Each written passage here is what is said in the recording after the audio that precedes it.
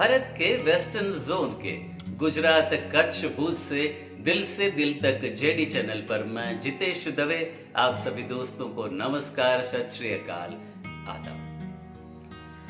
दोस्तों, पिछले कई एपिसोड से आप सब जानते हैं कि हम सिर्फ जनाब मोहम्मद रफी साहब की कला यात्रा को ही कवर करते हैं और आगे भी बिल्कुल इसी तरह से करते रहेंगे।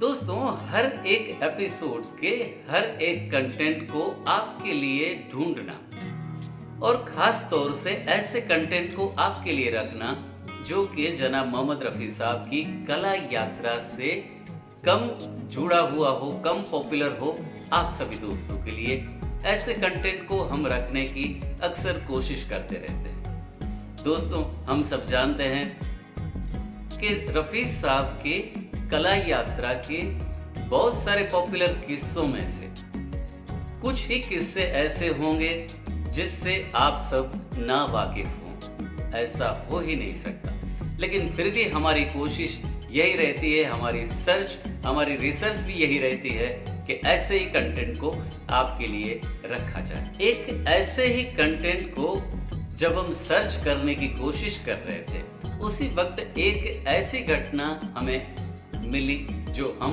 आप सबके साथ आज यहाँ पर शेयर करना चाहते हैं। हालांकि दोस्तों, ये स्टोरी पहली बार हम आपके लिए नहीं रख रहे। रफी साहब की बहुत सारी कहानी, बहुत सारी स्टोरीज जिससे आप सब वाकिफ होते ही हैं, लेकिन आज की स्टोरी का दूसरा एंगल कुछ अलग से है, तो आपके लिए जरूर रखने की इजाजत चाहते हैं। तो आइए रखते हैं जनाब मोहम्मद रफी साहब के जीवन का एक नया पहलू। क्या जनाब मोहम्मद रफी साहब सिर्फ अच्छे गुलकार ही थे? बिल्कुल ही नहीं। जनाब मोहम्मद रफी साहब अच्छे गुलकार के साथ साथ एक अच्छे एक्टर भी थे, अच्छे अभिनेता भी थे। बात करनी है साल 1947 में आई फिल्म जुगनू की। जुगनू फिल्म का संगीत दिया था फिरोज निजामी जी ने। इस फिल्म की एक सिचुएशन ऐसी थी कि कुछ यंगस्टर्स, कुछ जवान दोस्त कहीं ट्रिप पर जाते हैं, पिकनिक पर जाते हैं, और जहां पर ठहरते हैं वो किसी एक औरत का ठहरने की जगह है, उनका घर है। वहां सब अकेले लड़के मिलकर के शरारत करते हैं और जिनका घर है उस औरत के मेकअप के सामान को छूते हैं, डिस्टर्ब करते हैं, अपने साथ भी ले जाते हैं। इस गाने के दौरान रफी साहब स्क्रीन पर नजर आए हैं। जी हाँ, बिल्कुल ही सही सुना आपने। वो अपनी याद दिलाने को एक इश्क की दुनिया छोड़ गए, जल्दी में लिपस्टिक भूल गए, रुमाल पुराना छोड़ गए। वो अपनी याद दिलाने को एक इश्क की दुनिया छोड़ गए।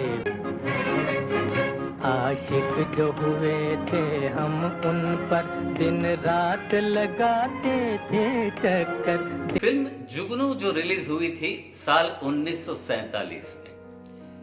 जुगनू फिल्म में रफी साहब ने अपना अभिनय दिया था और चेहरे पर एक अलग ही रूहानी मुस्कान के साथ वो स्क्रीन पर नजर आए थे। क्या यही उनकी पहली और आखिरी फिल्म थी अभिनेता के तौर पर? जी नहीं। इससे पहले 2 साल पहले साल 1945 में और एक फिल्म आई थी, फिल्म लैला मजनू, जो कि रिलीज हुई थी साल 1945 में। उस फिल्म में एक गीत था, तेरा जलवा जिसने देखा वो दीवाना हो गया। गीत गाया था खान मस्ताना, मोहम्मद रफी, SD बातिश और जोहरा बाई ने। इस गीत में भी मोहम्मद रफी साहब एक अलग ही अंदाज में स्क्रीन पर नजर आए थे।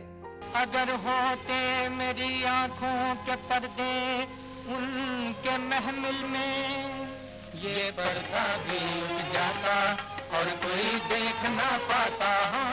जब जनाब मोहम्मद रफी साहब को अपने फन का मुजाहिदा करने का मौका मिला, तब उन्होंने हर एक अंदाज में, चाहे वो गीत गाना हो या गीत पर अभिनय देना हो, उन्होंने अपने फन को कुछ इस अंदाज में हमारे लिए पेश किया जिनकी मिसालें आज इतने बरसों के बाद भी दी जाती है। सलाम है जनाब मोहम्मद रफी साहब के इस फन को। मोहम्मद रफी साहब की बिल्कुल ऐसी ही नई स्टोरी के साथ अगले एपिसोड पर हम आप सबसे फिर से मिलेंगे। तब तक bye bye, take care, save water, save our mother earth.